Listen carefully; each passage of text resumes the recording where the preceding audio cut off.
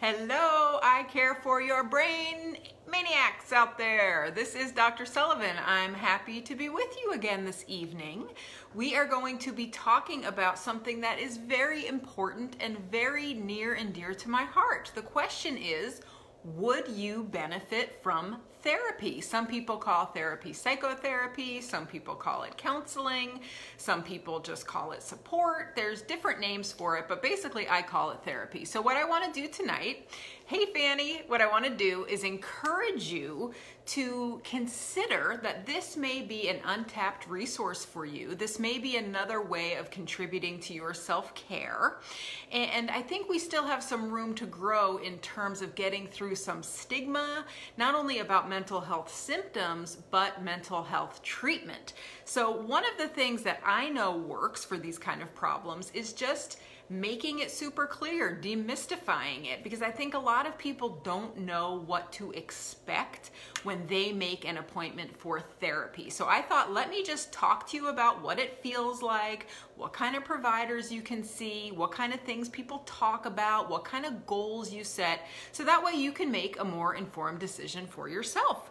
So one of the things I love most about being a neuropsychologist is the psychology part. I love doing therapy. I look at it like it's a real privilege and it's an honor to share that kind of trusted, intimate space with people and to really be there as a support, to be there to help them come to their very best conclusions for themselves.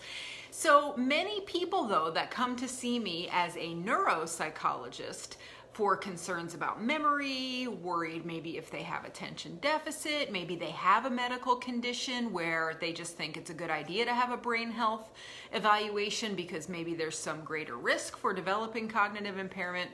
Many people who come to see me leave with a referral for therapy because I just think that it can be that valuable and that really anyone could benefit from therapy. So that being said, I've kind of outed myself as a therapy lover, a therapy supporter, but I want to try to get more people over here to the other side of the fence. So here's the thing.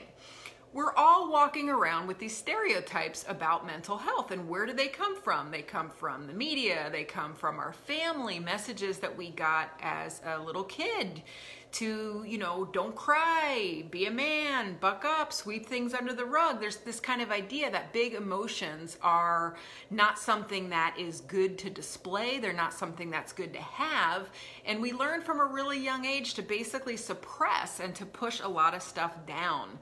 We are all walking around very bombarded by roles every day, right? And what I mean by roles are the things we have to do for other people. So one of the things I want to try to tell you tonight is not only is therapy a great way to stop this process of pushing things down and being avoidant in your own life, but it really also is a way to take some time for yourself to actually reflect, to move through, and to process some of the stuff that we all carry around with us all day long. The problem with suppression, there's really two problems. One is it always pops up later. It's like trying to push something down in a pool of water, and sure enough, the ball is gonna pop up right behind you. There's no way to escape the need to process trauma directly. You might be able to push it down for a long time, but reminders, triggers, remember we talked about that recently, they come up over and over again. And some may say they happen because the natural course of healing is to deal with them directly and to handle them and be able to make sense of them and move, you know, build your life around the trauma. The trauma is never going to go away, but how it impacted your life is definitely flexible. And how is it that you can change that? Okay. Suppressing all of this emotional stuff really does lead to not only physical disease, but psychological dis-ease, okay? So on the physical side, there are so many physical ailments that are either caused or exacerbated by stress, okay? So the things that just come to my mind are migraines, irritable bowel syndrome, all sorts of autoimmune conditions. There's some data that suggests that over like 70% of visits to primary care really have some component in stress, okay? So stress is really, really hard on your immune system. The stress hormones that are released when we feel like we are not meeting the demands of our environment, when we're not doing a good job, when we're exhausted, are very toxic to the brain, and they really can impact the memory parts of the brain. So it's very important that we talk about this. So the first thing I want you to know about therapy is that the providers come into your session with a specific theoretical orientation. So what do I mean by this? This is basically that they have a certain way of thinking through their training and their education about you and people and symptoms and what works and what doesn't work. And if I say this, I'm helping the patient maybe move through their emotional struggles in this very specific way. It's basically a framework or a foundation that helps us make decisions about what your treatment should look like and what specific kind of interventions are we going to use. Providers typically have multiple theoretical orientations that they pull from. Back in the day, in the 50s, 60s, 70s, 80s, providers were very strict about having one type of rule book that they took from. But now, because our education is so rich, we really all are trained on all of the different approaches, and we basically choose between different patients what is going to work specifically for them. However, there are still providers who what we call are purists, and I wanted to just tell you a little bit, I think I have 4 or 5 listed here, to just let you know some of the basic ones that people draw from. The first one is psychodynamic therapy. This is kind of what you might think of as Freudian therapy. And basically our idea is that our problems and our thinking and our feelings and our behavior are basically housed in the unconscious. And this is what really motivates our behavior.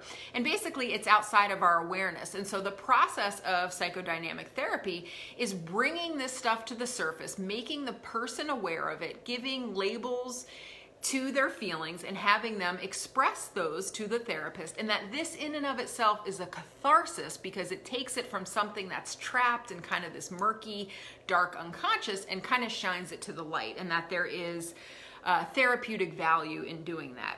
A big thing in psychodynamic therapy is the relationship with the provider. These are the folks that can sometimes be in therapy 2-3 times a week. Sometimes people do still use the couch, but not necessarily. But when you think of that idea of a patient laying on a couch, that is psychodynamic therapy. But the idea is that the therapist is actually very quiet, doesn't really say a lot. And the idea is that we kind of want to be a blank slate, so we can really become, in that time period, whatever it is that you need us to become, right? So we try to have patients project on us what are their ideas about how we are, what we might say, how might we judge, and come up with that from their own mind, because that's part of their unconscious. Those are part of their issues, right? So a psychodynamic therapist is definitely, doesn't say as much as other types of therapists. And there's a lot of just reflecting back to the person what they said, maybe reframing it a little bit, and really trying to draw connections between things that the patient says that they might not even understand are connected, okay? It's kind of definitely more of a reflective kind of therapy. The next one is behavioral therapy, and this is the approach that all of our thoughts and our feelings are basically learned through either positive or negative reinforcement with people in our environment. So they would say, like, maybe somebody with anxiety developed those symptoms because when they were anxious, that was when they got the most loving attention from their family, right? So they kind of learned through a process of reinforcement that maybe when I talk about being worried, that's when I get the most comfort and the most support. So we're trying to basically think about rewards of behavior and kind of unlearn some behaviors that might not be suiting us now.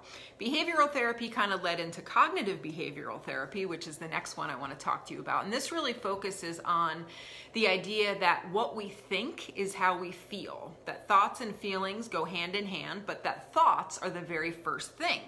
So we really believe in identifying cognitive distortions, which are basically dysfunctional ways of thinking. And if we can get into someone's cognitions and their thoughts and change those, then we can make someone's mood improve, right? So if part of a depressed person's thoughts are, I have failed more than the average person, okay? We can do some reasoning with them to say, how do you actually know what the failure rate is of other people, right? And is what the things you have decided to label as a failure, are they really a failure? Or is that just kind of a negative term that you're putting on it, when really it can be that there were lessons learned and that you actually were really successful in other ways that you might not have considered, right? So it's kind of like the stories that we tell ourselves are the reasons that we suffer. The next one is humanistic therapy. This is the idea that we all have a maximum potential to be really happy and to be really content. This is a very supportive therapy. It's really into validation. And the idea is that the therapist approaches you with something called unconditional positive regard, which means that they really, really care about you, that they recognize that you are just full of promise and potential, and that you have just developed some unfortunate ways of thinking and of feeling that aren't really helping you anymore. But if we just increase your awareness about your issues, that your natural tendency is going to want to take responsibility for your shortcomings and to really be the best kind of person that you can be through things like free will and self-determination. They really focus on meaning, right? So why do we do the things that we do, and help you get in touch with what your values are. Now, like I said before, a lot of us identify as kind of eclectic, meaning that we kind of pull from different areas. And I would say that the same is true for me. My first official training for therapy was in a psychodynamic institute. And so I think I chose to do that because that does kind of, I think a lot of things we do are unconscious. And a lot of times people are operating without really realizing what's going on under the surface. And it's kind of a symbolic way of thinking about people and their suffering. And I definitely feel that makes sense to me. But I think I also pull on cognitive behavioral a lot. But I also really approach people with a genuinely full heart and really do believe in the potential of the people that sit before me. So I wanted to talk with you about a typical therapy session. So most of us let you lead when you come in the room, okay? So what I mean by that is that I'm not gonna come into the session with an agenda about what it is that I think you should be talking about and what we should be working on. I really am quiet until I hear what the person wants to open with, okay? So the idea is that unless you're working on like a manualized treatment, and there are some very good treatments out there, say for like post-traumatic stress, where in session 1 you're supposed to do this, session 2, session 3, that's a little bit different because that's very scripted and there's homework and you have to stay on track. Those of us who don't do those, we really think that there is kind of a natural organic flow to a therapy session that is to be trusted. So I truly believe that the person sitting in front of me will lead me wherever it is that we need to go in this session to get the best results, right? So I try very hard to be grounded, to be focused, to really be thinking very clearly. So I try to get all my own issues out of my own mind and really give the person the most focus that I possibly can in the time together.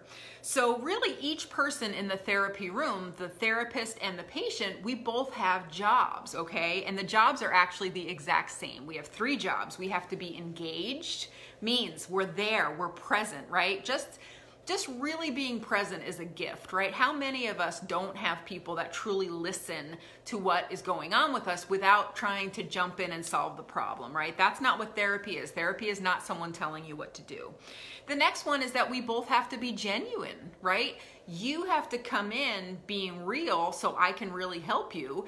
And I also have to bring my humanity into the session to realize that I am here as a tool. I'm here as a support. I am not here as a, in any kind of like hierarchical way that, you know, yes, there is expertise and training and education, but at the end of the day, we're really 2 human beings sitting in a room trying to figure out this challenging adventure of life, right? And the next one is to be respectful, right? You have to be respectful of what I bring, and I have to be respectful of what you bring into the room. And if those 3 rules could be abided by, man, so many therapies would be better, because that's where things can break down a little bit. Okay, so a couple other rules are both people should be on time. I'm a big stickler for that one. If you have a therapist that runs pretty consistently late, and by late I mean, you know, more than a couple minutes, I think that's a problem. I think that impacts the therapy. I think that we should both be very clear on why we're doing this. What are the treatment goals, right? What are the areas of feeling, thinking, or functioning that we've agreed to work on? And what we need is a map. We don't want to hold too closely to it, but we can't be willy-nilly. We're not here to socialize. It is a very unique social relationship. It's not a friendship, okay? We can't be friends on Facebook, but certainly we are in a trusting, intimate kind of a space together, and that is very, very special, and there's rules that have to go along with that. So one of the things that I think is so important is that trust, because that's how you can start to be looser in your thinking and explore some of the reasoning behind your symptoms, right? So like I said before, I believe that a lot of our stuff that we have going on now is based in the past, is based in unconscious conflict, and those things won't be safe to come out and talk about if you don't feel comfortable and like you are in a trusting environment. This is what defense mechanisms are, right? And that would be a great talk one day, actually, because they're really interesting. But basically, your unconscious has to suppress things through defense mechanisms like denial or being passive aggressive, because it's too much of a threat. We don't feel safe enough to let that vulnerable, more unconscious side come out. So being in a trusting therapy relationship is really key. So really, there are 3 priorities that you should have when you go into therapy. The first one is that you really have to understand that you're there to feel, identify, and express emotions. And that is very, very hard for some people. But a good therapist can help you become more comfortable with that, okay? The next one is to really understand that there's a reason for wanting to label and express your emotions, and it's because when we suppress all that stuff, it takes up very valuable real estate in your body and in your mind. And when I talk at the end about some of the benefits you might not have thought of, because I think we all know therapy is going to make you feel better, you might be less depressed, right? But I want to kind of try to spice it up a little bit more and make sure that you're fully sold on this idea.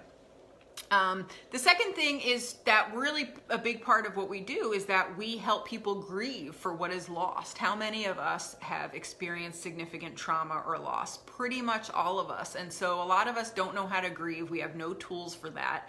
So therapy is a really important space to be able to be real about what you're missing and talk about how it is that it came to be a loss and how you've made sense of that within yourself. The next one is self-actualization. And what I mean by this is that you are really there to believe in yourself. It's a real vote of self-confidence to go to therapy, because you're really saying that I have more potential for a quality of life than I'm living right now. I have more, I could contribute more to this world if I wasn't so weighed down with mental health symptoms, right?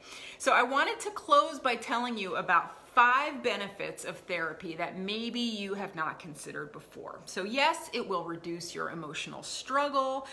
The truth is, sometimes symptoms do get a little bit worse before they get better, but I promise you, in the end, you will definitely feel better. You will increase your positive coping. Remember, we've talked about coping, we all do it, but sometimes we actually do negative coping, which gets us deeper into the hole than if we knew what positive coping was. It will definitely improve your relationships. You will have less resentment towards other people because you will learn the positive coping. A lot of that has to do with how to communicate with people. And you will be more productive because you'll know that you have goals that you're working on and you will have the support to make them happen. But I do think there's 5 other things, and I wanted to try to leave you with these as kind of food for thought once I'm gone. First one is that I really think you will feel physically better. You will have less muscle tension. When you release emotional pain, it's unbelievable how different it feels to be in your body. We absolutely carry around trauma and broken hearts in us, in our spirits. You will absolutely have more physical energy because you don't realize right now how much physical and mental energy it takes to suppress the stuff that you're trying to keep under the surface, okay? So once you're able in a safe way to release yourself from some of that stuff, to relieve that burden, oh my God, people will tell me I literally feel like I lost 50 pounds, okay? It just feels so much better to not be spending so much time trying to suppress, okay? This is really important if you're listening and you have other issues that give you physical problems, okay? You don't need an extra layer of a drain on your physical and your emotional energy, okay? The next one is that you will free up more space in this big, beautiful brain. Stress, anxiety, trauma, depression, all that stuff takes up precious real estate. So what I mean by that is we only have so many rooms up at the inn here, okay? Think of it like this. We have about 7 slots in our brain for any given moment. There are 50 million things coming at us every single second, and our brain has to prioritize only about 7 things, okay? And that's if you're completely wide open, if you have nothing on your mind and you're completely calm and peaceful.